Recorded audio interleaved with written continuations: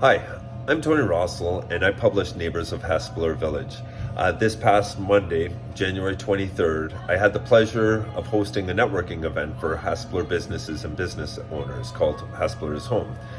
We had the privilege of hearing from 5 politicians who represent Hespeler, and I decided last minute to record their speeches, and I'm sharing them with you today. The video is a little raw and sometimes disconnected, but I think the content is more important than my videographer skills. In my description, I have included their contact information if you wish to reach out to them. So without further ado, happy watching. Ward 1 and have been since 2010 when I successfully won the election. Ward 1 is the biggest geographical ward in Cambridge because a lot of it encompasses the farmers that goes up to Kossuth Road. So I have an area that is North Hespeler, right across to the Kitchener border, and take in North Preston Heights, Nantucket Village, and then down into Blair. So I have a very large geographical, but a lot of it isn't that populated, and that's why we try to keep the wards with a population that's very similar for each councillor to deal with. So that gives you a little background on my ward. The issues in Ward 1, I'd say now, are ones that are coming forward because of the development that is happening in Ward 1. If you go along Maple Grove Road, you will see all that development that is happening along there and along Speedsville.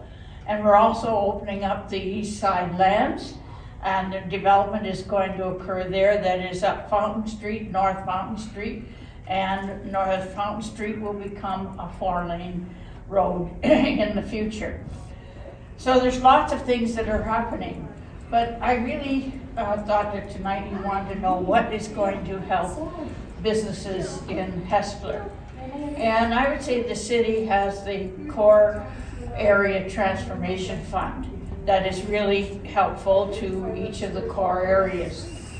We put in $20 million for that fund, and $11 million has been spent up to this point, so we have $9 million left. And it's to do things like land acquisition or placemaking things. In Hespeler, one of the things we did was purchase where the Fashion History Museum is, that building, and so that we could assure the Fashion History Museum could reside there and a space for that, because it kind of is an anchor to the downtown core, and we want to keep the Fashion History Museum there. As far as other things that we do as a city is to try and bring development near the core of the city, because unless we have people walking in the village, then you don't have the same kind of ability to sell items. So we want people downtown. And so we have along Guelph Avenue in my area, there's been a lot of development. There's the Forbes Estate development, which is a fairly large one that will bring a lot of people downtown. We're also at Milling Street that is just across the river there, which is in my ward. Hopefully in the future, what I'd like to see happen there, and it can't right at the moment, but I'd like to see that become a pedestrian walkway.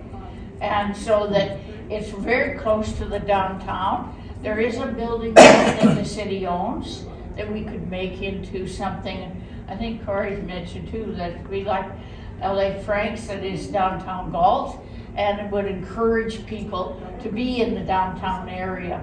So those are some of the things that I think will help the village and make it prosperous for them.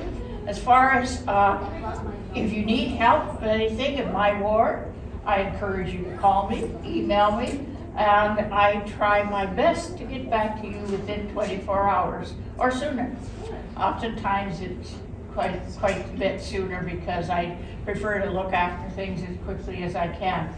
So with that, I hope that I've given you some ideas. If you have any questions you want to ask me, ask away. So the Forbes location that you're talking about on Gulf Ave, Yes. is that high-rise apartments back in there or all townhouses? There's going to be an apartment in there, but most of them are going to be homes. Like townhouses or? Townhouses? Yeah, most of them are going to be townhouses, yes. And how much land is back there? Oh, you're stretching my memory here. 14.5 acres. Thank you. Yeah, and they're developing about 60% of it, the rest they're planning to donate to the city as part of that. And 1.7 acres is already being subsidized, being purchased with the mansion, it's being purchased by somebody else. So it's But the mansion's gonna stay there? mansion's staying there. Oh yeah. Oh, absolutely. Do you have your name tag or something? Good to know. Yeah. Yep. No problem. Thank you. Somebody else?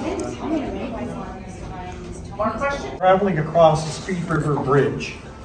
And I said to my wife, why is there water all over the road as we're going through? Well, that was the big flood. And it had just subsided a couple of days earlier. So that was our first introduction. There were two houses for sale within our price range. One was in Preston, and one was a beaten up, run down, old farmhouse that no one would buy. My wife and I, on 3/4 of an acre, bought this house. We found out 10 years later, as we researched the history, that in fact it belonged to Jacob Hespeler. And he in fact willed it to one of his daughters for $1 and all his love. So it's a beautiful place, 1830s, right across from the public school up on Guelph Avenue. It's back into the 3/4 of an acre. So what's happening in the city? I had a 4-year layoff, and what I would do, my wife and I moved down to West Galt 4 years ago, only because of lifestyle more than anything. We wanted to get into a condominium, we wanted something that had no lawnmowers, stuff like that. And we moved down there, and what I would do every day is I'd walk a 5-kilometer walk every day through the downtown. And what bothered me considerably was the homelessness, the homeless people we were seeing, and the obvious addiction issues that were on the streets. And I was determined we need to do something about that as a city. And so I decided I would renegade. And I really committed myself for this term to deal with those two particular issues. It's a crisis, we have to come to terms with that, and we have to get everybody involved in helping to solve it. So what are the issues across a global sense in the city of Cambridge from the region? Well, tomorrow morning, I'm going in with Pam Wolf, the other regional councillor, sitting down with Karen Redmond, the chairperson for the region, Bruce Lochner, the CAO. We're going to have a meeting about 3 things. Transportation being one. Okay, GO train.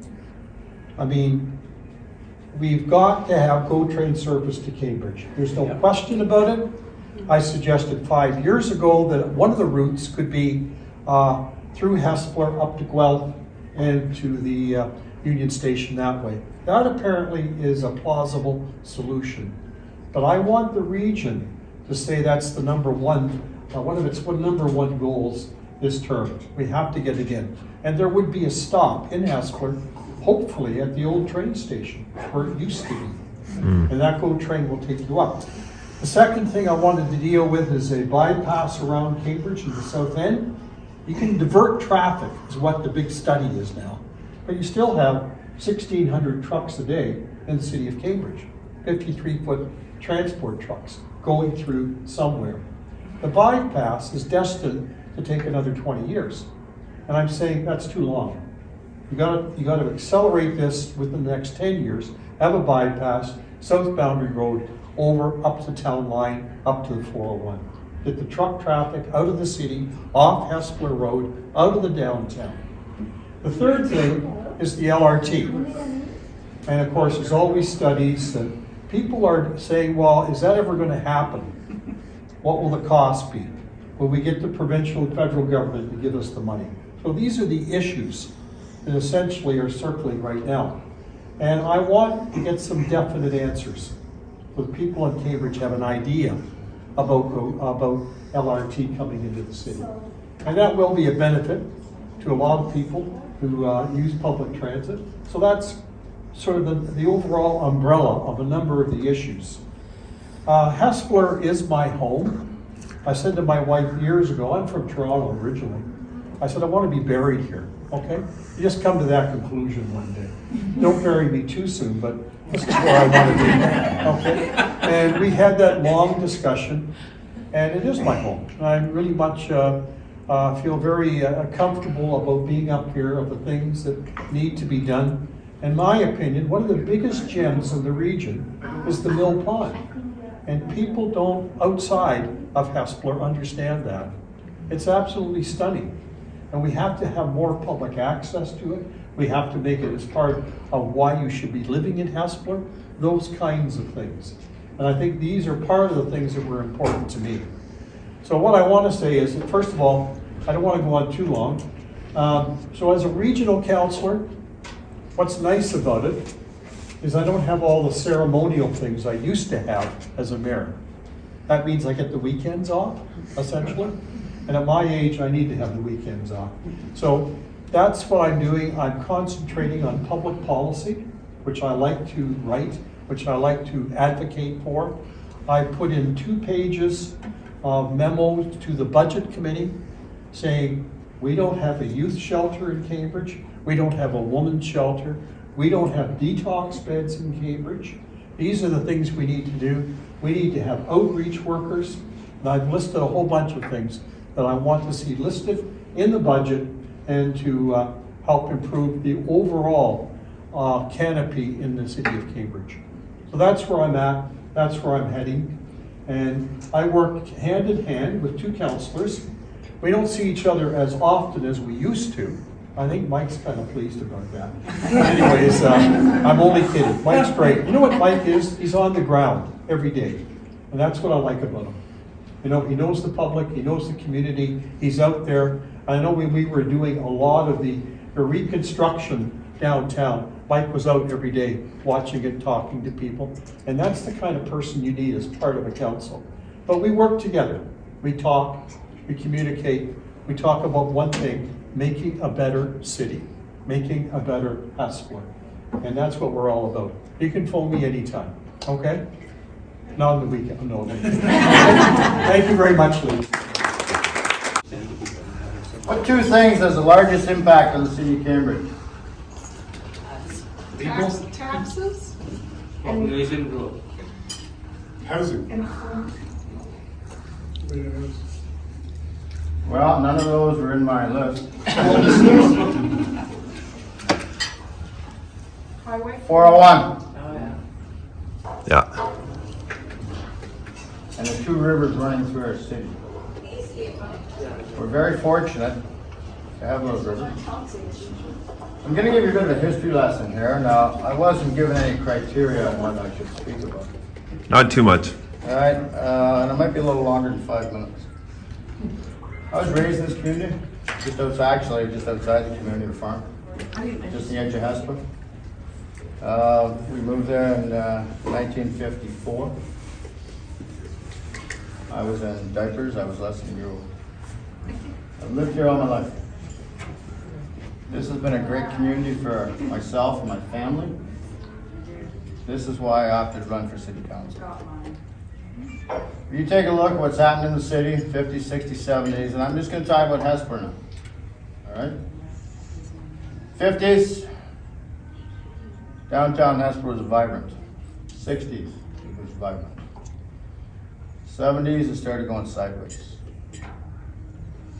And one of the reasons it went sideways is you take out by the Holiday Inn, there was a little mall built out there with a little small Zara store in there.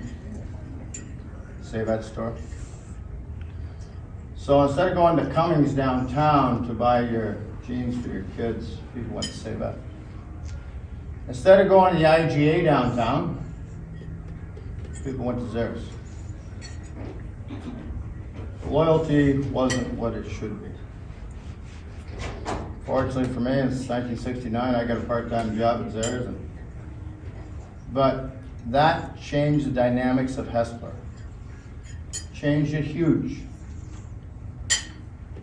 The IGA was downtown. Well, now it's apartments or condos. That whole block was torn down. All right. There's a lot of businesses downtown that struggled for years and years and years. In fact, we had very high biker presence at one point. And then there's some people that were forward thinking. That, and I'm a little remiss. I want to introduce Corey DeValier. He's the chair of the BIA, Hespeler BIA. Corey, can you raise your hand, please? All right, we should have introduced him a little sooner. So now it's about change. It's about revitalization. It's about the people in the community having the confidence or the wherewithal to go downtown and go to the shops, go to the restaurants. And I'll tell you right now, if there's any merchants in here parking on the street in front of your own place, you're taking up parking for your customers, which is the dumbest thing I've ever seen. Plain dumb. You know, there's all kinds of parking that doesn't need to be on the main street. So that's what you should be using. Mm-hmm. Right?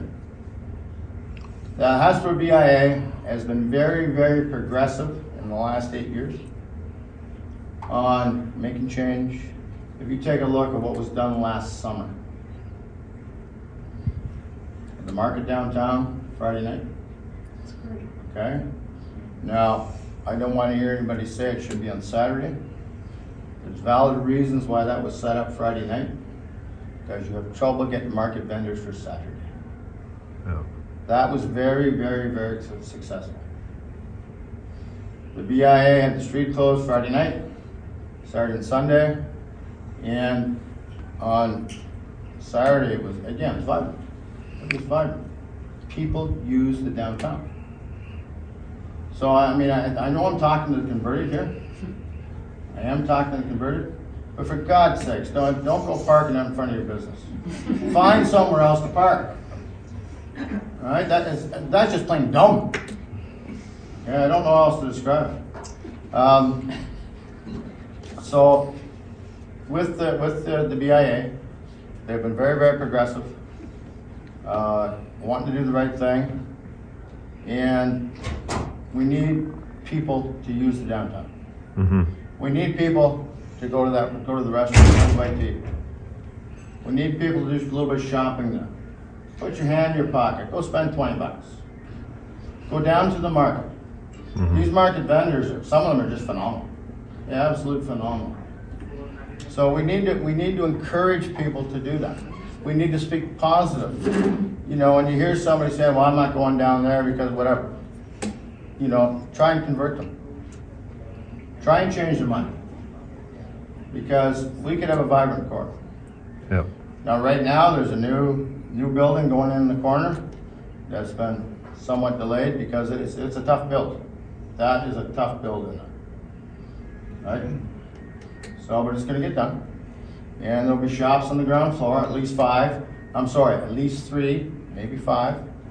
Okay, and again, that's going to help the downtown core. That's going to help Hespeler. All right, so, you know, when you hear the negative things, and you're always going to hear negative things. I hear them all the time. Right? So to me, it's like water off a duck's back, but I will defend what's going on there. I'll defend the changes. But we have to be positive. We need to be positive. Mm-hmm. Okay? And other than that, if you have any questions of me, feel free. I'll stand here and answer questions till the cows come home. If you want to ask questions, if you want to make suggestions on what maybe should be done, please speak up. Good. I'm going to ask a question. Sure. My question is to you and to kind of everybody in the room if you own a business out here. Do you all know about the things that Explore Waterloo, who is our destination marketing office, is doing right now with the promotion with a $100 Visa card if you stay in a hotel in the area? No. So this is the stuff that I know I've worked. We're associate members of the BIA, it's not downtown. I am on the board of directors there, but this is the stuff to help us communicate, because if you've got clients out there, your social media, your marketing, Send them to me. Well, I'm selfish, send them to me, I'm in Hespeler. But so is our Comfort Inn. But so are our friends out on Hespeler Road. And you're gonna get a $100 gift card to come spend in your businesses, to take advantage of those opportunities, because there are things like that are coming up behind the scene. The other one that I've talked a lot about in here is being bike friendly.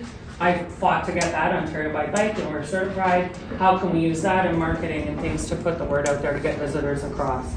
And as I was just saying to Donna, how can we use the municipal accommodation tax money to maybe do some wayfindings to bring some friends and visitors from Galton Preston further into the core? So it's not really a question. It was a question, it was a statement. And if we can ever Okay, help it's a lot. anything up here, let us know. That's a lot. Anybody else have any questions or like to say anything? I don't even know what's on the corner there. I don't know what's going up there. I don't know. What is it? What's going up there is, I believe, a 4-story building, maybe 5 or 5-story building. It's gonna be apartments, not condos. How many units are going in there, Corey? 68. 68 units are going in there. The ground floor is gonna be commercial. There will be parking under the building and parking up above as well on the back, on the second floor and behind it. That'd be outdoor parking. The one down below is indoor, the one on top is outdoor. Okay, and I believe there's either 3 or 5 commercial spaces going in there. They'd like 3, but it goes many 5, depending on the split. Yeah. Yes, sir. What's taking it so long to come out of the ground? Well, they haven't watered or fertilized it like they should. That's a tough build. That is a very, very difficult build. They had there was soil issues there.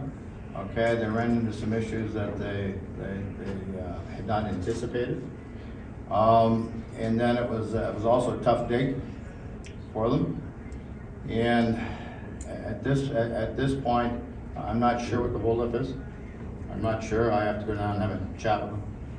All right, but it's taken a while. But I mean, COVID taking all that too. Right.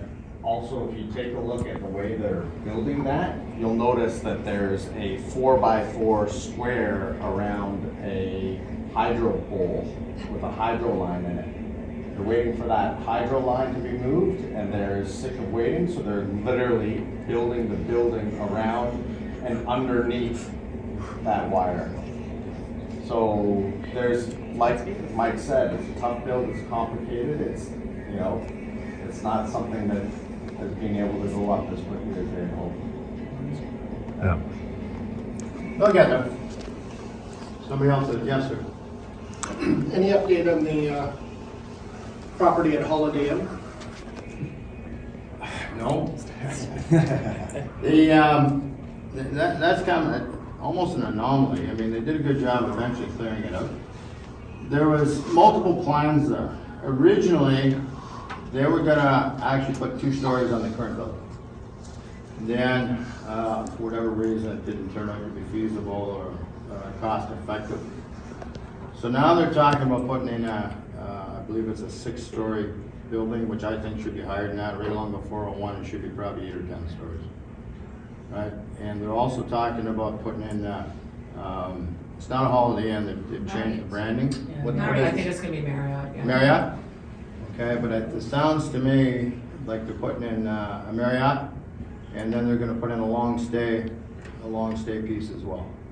Now, I don't know if that long stay piece, it could end up being condos, I don't know. Because there's a lot of property there. Yeah. There's a lot more property there than people realize. And right along the edge of 401, right? What are the chances of renaming Holiday Inn Drive to something else now that there is no Holiday Inn? Holiday Inn Drive's got 3 names to begin with. Yeah. Okay. What about There's Jamieson? 3 names on it. There's a gentleman running around right now by the name of Bill Windsor. Yeah. Would like it changed. What does he want us to change? I think it was Terry Fox Way. He Terry did Fox Way or protest the Veterans change Way or too, something? All Yeah. right.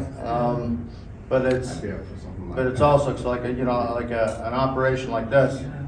I mean, all the stationery they have, et cetera, et cetera, et cetera. Yeah. It'd be expensive for them unless somebody's going to say, okay, Yeah. here's X amount of dollars to recover some of your costs. Yeah.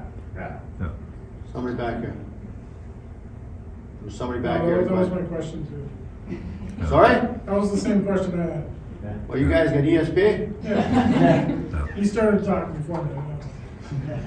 That's not like you. What's that? That's not like you. You usually get in pretty quick. Yes? I have a question. Sure. The City of Cambridge is doing an arts and heritage culture plan, and I went to a couple meetings, and I don't see a lot of directed arts and heritage and culture programming directed towards Hespeler. Is there anything that you know of that's coming up, or any kind of focus going on, anything in Hespeler? Not that I can think of. Donna, is there anything you can think of? No, nothing I can think of at the moment. No. And if I gave you an answer, it'd be a lie. Somebody else have a question? Someone? Oh, this is another real selfish question. How do we make that Jameson Parkway turning right here into a right-hand turn lane? Pardon? Coming up town line and turning right to come onto Jameson Parkway, to put a right-hand turn lane there and the through traffic on the other side, because it's getting busier with the two tenants that moved in next door here, and I know it's only during rush hour, but it can get crazy. Yeah, there's two left-hand turn lanes there. I know, but one's not labeled as a right-hand turn, so you get stuck in that waiting to turn Can you right do for me the a people favor, to go please? straight. Just send me an email to that effect. Thank you. Okay? I'll walk away from there, I'll forget. Okay, thank you. Okay, I won't lie to you. Donna, there was something else that somebody asked you a question. What was it? I don't recall what it was. Blackbridge. Oh yeah, that was about Blackbridge Road and where we're at with that study and moving the bridge. I know there's been a lot of work with the folks and the neighbors down there. Timeline on Blackbridge. Working around. Where is that study at? Like how many years out are we at, or is it still two? Okay. Blackbridge, the bridge itself is going nowhere. Yes, but the Okay. extended road to go around. Okay, and it's gonna be to the north of that by, I don't know, not that far actually. That property that's there right now. Yeah. Okay. Okay, so that's probably about 2 years old. And the landing that's on there, there's intent to keep that and make it friendly for folks that want to go kayaking and canoeing and paddling, etc. Yeah, okay. It's amazing how that place exploded through COVID, of living down there, that every day you could drive by and, you know, you might see a few cars before, but there was times in COVID you could barely get down the street because people are coming down to take advantage of the space, which is beautiful to see. The city has purchased the property on the corner. They purchased that. That's on the southwest Yes, corner, in the right? corner there. There's gonna be a parking lot going there. Okay, like 14 or 16 vehicles. Right, so that the city has purchased that. We need a food truck down there for somebody. Well, that's a separate issue. We're not gonna talk about that.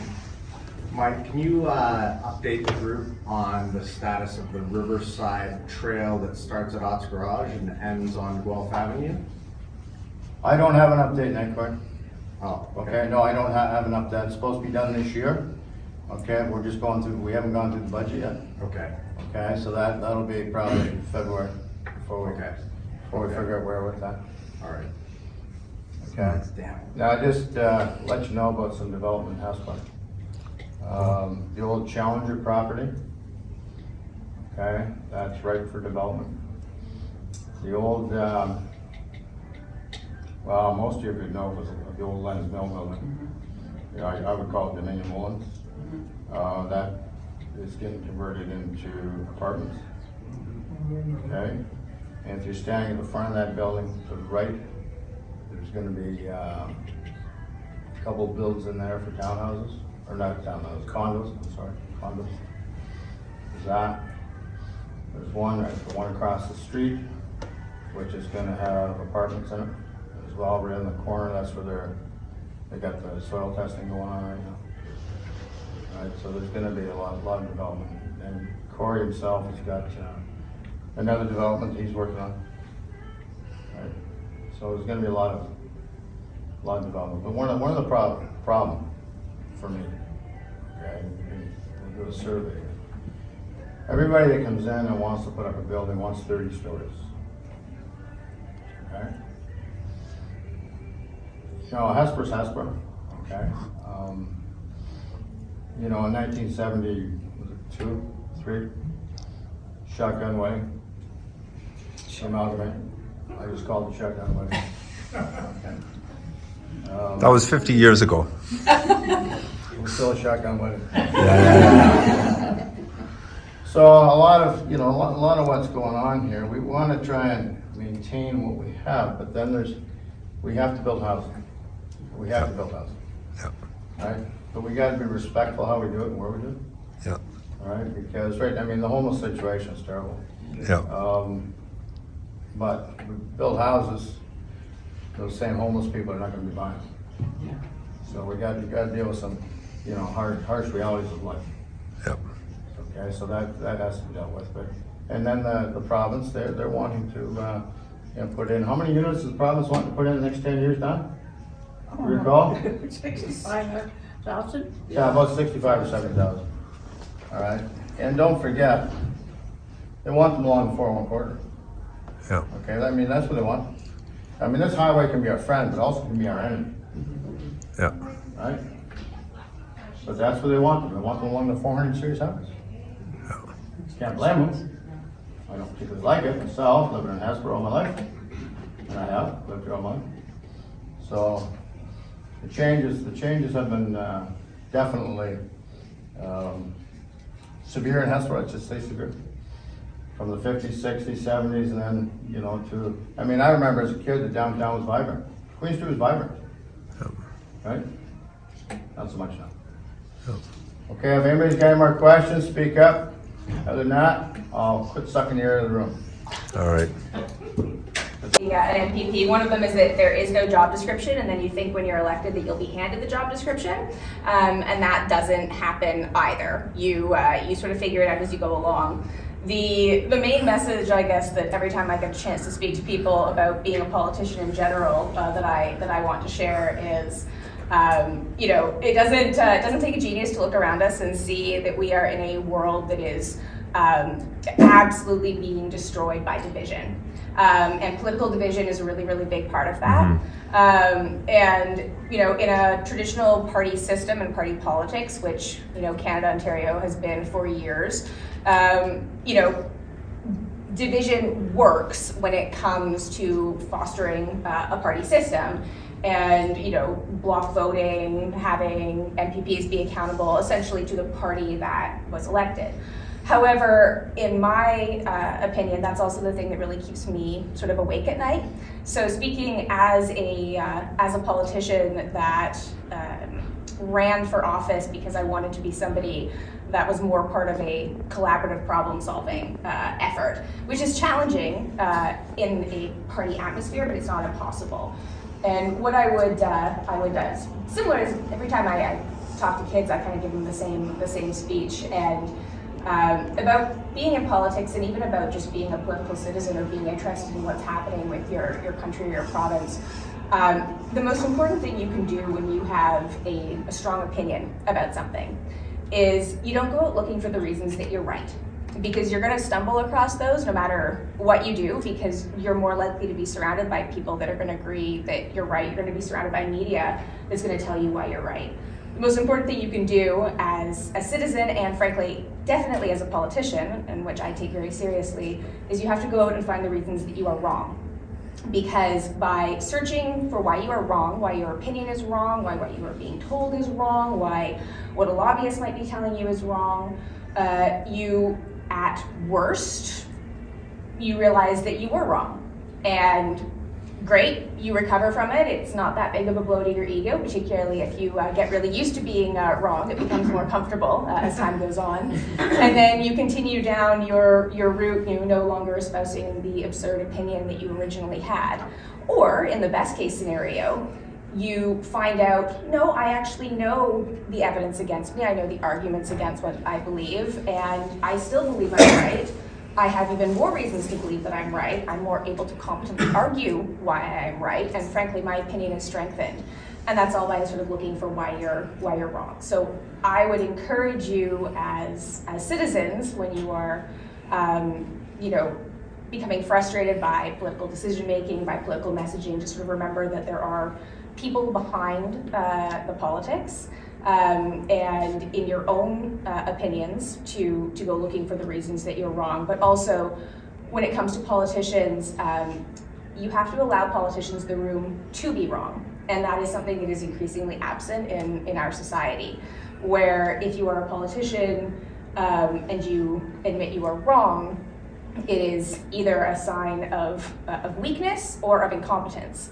When really having the strength to say, I've taken, other opinions, other evidence into consideration and changed my course, should be something that we applaud and that we encourage our politicians to do and engage in, because it's frankly a sign of greater wisdom. So that would be my main sort of message when you are, out in the world, dealing with people, dealing with politics, feeling frustration in the media, is sort of remember those reasons that you might be wrong, but also try and allow politicians the room to be wrong as well, because we all become much better off for it. That's sort of my little, esoteric speech on politics today.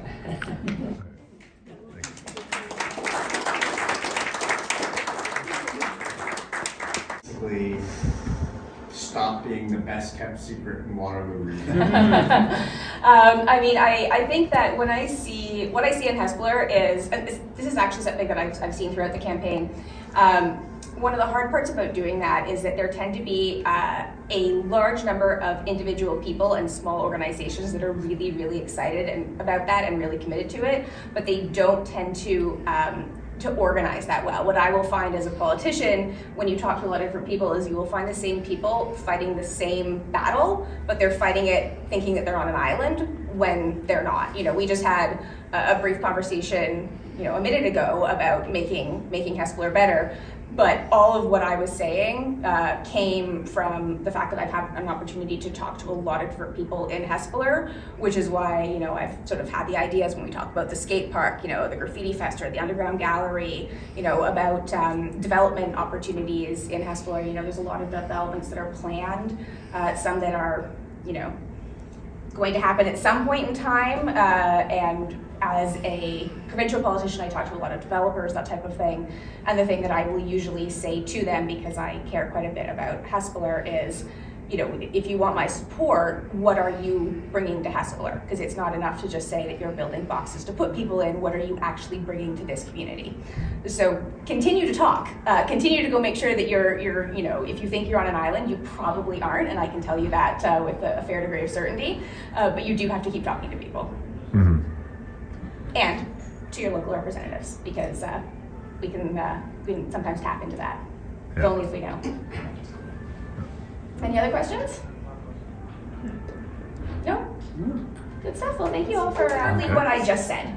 I would like to be able to sit down and actually have real conversations with people. I'm what's called an interest-based negotiator. So the idea is that when you have a problem, when you have what seems to be sort of a head-to-head fight, instead of just butting heads, you try to figure out what both sides want that they have in common, and how you can actually satisfy those at the same time. But unfortunately, the only way that you actually find those is generally by getting beyond what people are yelling about and finding out why they are yelling about it. But if everyone is just yelling, it's quite difficult to do that. So that is honestly what I would change, is I would like to take the temperature down quite a bit, take some of the rhetoric out, and actually have some real conversations. Mm-hmm.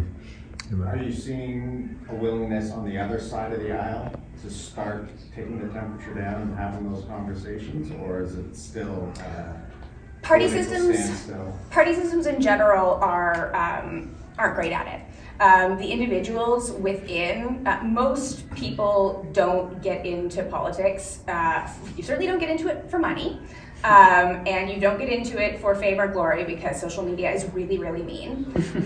So the main reason that people get into politics, regardless of what party they join, is feeling a sense of deep frustration about something in their community, in their country, in their province, and feeling like, well, one day no one else is going to do anything about it, I guess I have to try. And then you become part of this system that is much, much larger than the people that are within it. And honestly, from my perspective, it is very much fed by the public atmosphere of hate and anger, and a lot by social media. And so I do think that politicians have a role to play when it comes to trying to tamp some of that down. But I also think that everyday citizens have the same obligation, what I was talking about when you were talking to other people, when you're talking to people that you disagree with, to, like I said, look for the reasons that you're wrong, because if you're both doing it, you're going to emerge, on the other side a lot better off than if you're just shouting at each other. But Yeah. unfortunately, we are still in an environment where there's a lot of shouting. Yeah. Yeah. So yeah. Anything else? Yeah. Sorry, yeah, regional, I don't know if you were here when Regional Councillor Craig was here earlier. He talked about the potential for a GO train stop in Hespeler here. I think we need both federal and provincial money to be thrown the region's way to be able to foresee something like that. Is that something that you're committed towards pushing for? I think it would be great for Cambridge. I'm not going to lie. We had a meeting not too long ago about that where we were asking about the potential for Cambridge, and it's a very long way off. Nobody in Cambridge is a stranger to the idea that Cambridge tends to be, left behind the door when, the handouts are going out, and Hespeler especially so, despite its proximity to the 401. I don't think it's impossible. I don't think it's even would necessarily take as long as they're suggesting, but we're going to have people, we need people to be a lot more sort of focused on the idea of train transit, and particularly transit within the region and within Cambridge, because I think that's been ignored for a really long time. Like it's great for governments to talk about zipping people to and from Toronto, but I live in a low-income neighborhood, and my neighbor still has to take the bus, and it takes her, we're an 11-minute drive from the Cambridge Centre Mall, and it takes her about an hour some days to get there. Yeah. So I think that while it's a good goal, I also don't want to skip over the idea of actually making in-region and in-city transit reasonable too. But it takes the politicians to move that along. It does, but it also takes the sort of the force of the people being really interested in it, sort of showing why it's going to happen. Like when you start getting into stuff about the GO train, what ends up happening is you fall into this rabbit hole of incredibly confusing things about the history of CN Railway, right-of-ways, the speed that trains have to travel through cities, and it becomes really, really granular, and that is why I then realized, this is, why it's taken so long. But on the other hand, if you look back sort of, pre-war automobile explosion, right here in our own area and across Ontario, we were entirely served by trains. I mean, I can't remember what it's called, but it used to have the Grand River Railroad. There were trains that connected Hespeler, Galt, and Preston, and they ran every day. And I think actually there might be an argument that transit was better then than it is now. But it takes looking back at that and sort of a communal effort to be like, we don't necessarily have to be as car dependent as we are, but it definitely takes the public sort of being interested in that and being creative as well about how are we going to do it. Yeah. But it is distant. I'm not going to lie. That's clearly what I heard, was that it was when Cambridge was concerned, it was a long way off. Yeah. Any other questions? All right, well, thank you all so much. But I'm not here as Team Red, and it's actually only, I think, a coincidence that you ended up wearing blue today. We didn't get a memo or anything. But anyway, I'm so happy to be here, and I'm so thrilled and honored to have the privilege of being the MP for Kitchener South Hespeler. So I'm a refugee from Hamilton, so about 20 years ago I moved up from Ancaster, actually with my 3 kids. I was a single mother, and they were all figure skating up here. They were training at the National Training Center, so out of Hespeler Arena. So we settled at 270 Scott Road, and very proud to be representing Hespeler. And you stole one of the things I was going to say, because even though I was working in business development for the city of Kitchener, I always felt that Hespeler is the hidden gem of the region. And it is gradually getting discovered. You can see all the development happening. And it just has all with the Speed River going through. And I will always advocate for Hespeler. I want to mention, and some of you are aware, certainly the BIA is aware, that there is an Electoral Boundaries Commission that is underway right now. Every 10 years, and this is a non-political process, every 10 years, they review the electoral boundaries because the population keeps growing. And so 10 years ago when they did it, Hespeler was created as this new riding, Kitchener South Hespeler. And I realized at the time that wasn't necessarily very popular, but we've had 3 elections since, and I think Hespeler is starting to feel okay with that. And there is a lot of east-west movement between Hespeler and Kitchener South. Well, look at how many people probably work at Toyota, for example, and even maybe in the Huron Business Park. So it's starting to kind of feel like a natural riding. Unfortunately, and the Electoral Boundary Commission just kind of thinks, okay, we want everybody to have a certain number of people, and we'll just draw a circle to get that. So what they did in Hespeler's case, they thought it would be a good idea to split Hespeler down where the Speed River is. So one side would go to Cambridge, and the other side would go to Kitchener-Conestoga, which is nowhere near here. And I would lose Hespeler altogether, which would break my heart. But even more important, I don't think it's good to split Hespeler. Hespeler is a place, and it has its own Legion, its own Santa Claus parade, it's got the Hespeler Shamrocks. And, you know, you split Hespeler at your peril, I think. And plus, which Hespeler doesn't have to change all that well. Like, it's 15 years since Cambridge, and it's still.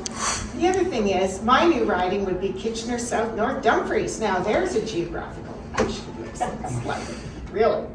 So, I was fighting that on your behalf. I reached out to the BIA that also supported. I reached out to Mike and Donna. We all kind of agreed this was not a good move. So anyways, to Foxton, she also understood that North Dumfries kind of connects with the Galt portion of Cambridge, always had. So I went to London and spoke to the commission, and we're going to find out in the next few weeks whether we were successful in making our case. So I hope you're okay with me fighting for Hespeler, because I don't know what else to do. So thank you, Tony, for organizing this event. I really appreciate it. I think it's so important to bring the business community together and be supportive of one another. Thank you to the Homewood Suites for hosting this. I'm very partial to the Homewood Suites because that is my home away from home. So as an MP, my commute to the office is Ottawa. And so I have 2 ways of doing it. Either way, it's a 5.5-hour journey. It happens every week. You either fly with Air Canada. So 5.5 hours is the best. The last time I came home from Ottawa with my staff, it was actually 12 hours to get home from Ottawa to my driveway. And I didn't think that was possible, actually, even with Air Canada. I mean, we could have hitchhiked quicker, but that's what it was. We actually ended up flying back and forth between Ottawa and Toronto twice. I'll spare you the details, but it was pretty amazing. So the other way is driving, which I kind of prefer to do because then you control your own time schedule and you have your vehicle when you're down there, and you have a little more independence, but in the winter I don't chance it. So I'm back in the Air Canada seats, but the good news is Porter is now going to start flying from Pearson in February, and I've flown Porter before, and they make you feel like more than a nuisance if you travel with them. So anyway, so it is a great honor to be an MP. I have done many things in my life up until now. My first career was with an airline, not Air Canada. And I've worked in the public and private sector. I've worked in banking and insurance. I've worked in a real estate office. I worked for a planning consultant. I've worked for municipal government, specializing in economic development, which is a passion of mine. It's also a good background when you go to represent your area as an MP. And I also want to echo everything Jess said. So Jess and I get along great. We're all here to serve the public. We're here to serve the constituents. And people get confused as to what level of government does which, and I understand that. And so we refer people back and forth all the time. They'll contact our office, it's a provincial matter, we refer, and vice versa. So, and I agree the divisiveness is not good. The party system does encourage it. I just came back from Kenya on a parliamentary delegation for us to go and see how our development funds are being deployed in Kenya. They are being deployed very effectively. I was there with 2 Conservative members and 2 Liberal members. We got along great. We're all real people. And even though I witness all the horrible things that are said and done in question period daily, and I think what a tremendous waste of time it is, because no real questions are asked and no real answers are given. And it's the same question and the same non-answer over and over again for an hour, 5 days of every week. Not the best use of money, because nothing's accomplished, and it's all theatrics, and it's just the system. But anyway, I personally think if we didn't have the party system and everybody just voted for the best local representative for them, you'd have the best parliament or a chamber or legislature going, and everybody would have to work together, and because no one party owns all the best ideas. Yeah. And when I look at some of these people that I can find quite annoying across the aisle, I just tell myself, Valerie, remember, these people were all elected by their people back home to be their voice here. So you need to treat them with respect. And you get them out of the house, and they're quite normal, nice people. And it was wonderful to go all the way to Kenya to actually really connect with a couple on the other side that I know will be good friends.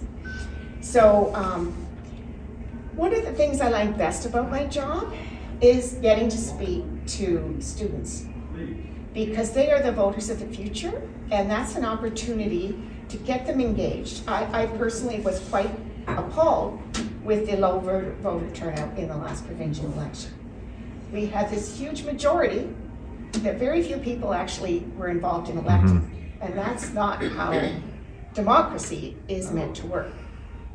So I try to explain, it's usually the kids in civics class or maybe grade 5, the importance of getting involved in politics and the importance of always making sure you vote. Because if you leave the choice to somebody else, you may not like their decision, but you'll be stuck living with it for maybe 4 years. So it's important to exercise that privilege. And I point out that the decision we legislators make today will impact people my age maybe 10 or 20 years.